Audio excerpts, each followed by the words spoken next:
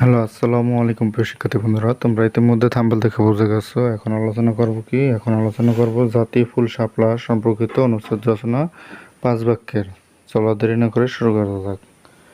বাংলাদেশের জাতীয় ফুল শাপলা। এটি সাধারণত খাল, বিল, নদী ও পুকুরে ফুটে থাকে। শাপলা ফুল সাদা, লাল ও নীল সহ নানান রঙের হয়ে থাকে। পানিতে ভেসে থাকা এই সুন্দর ফুলটি দেখতে খুব চমৎকার লাগে। শাপলা ফুল আমাদের দেশের রূপ ও সৌন্দর্যের প্রতীক। তাহলে বাংলাদেশের জাতীয় ফুল শাপলা।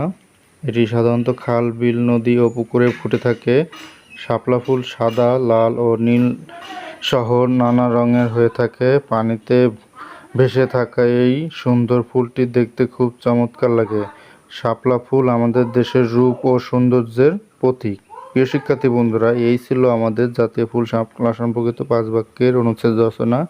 আর অনুচ্ছেদ রচনাটি কেমন হয়েছে অবশ্যই কমেন্ট করে জানাবা।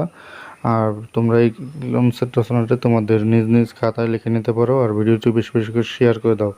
আজ এই পর্যন্ত, পরবর্তী ভিডিওতে আবার দেখা হবে। আল্লাহ হাফেজ।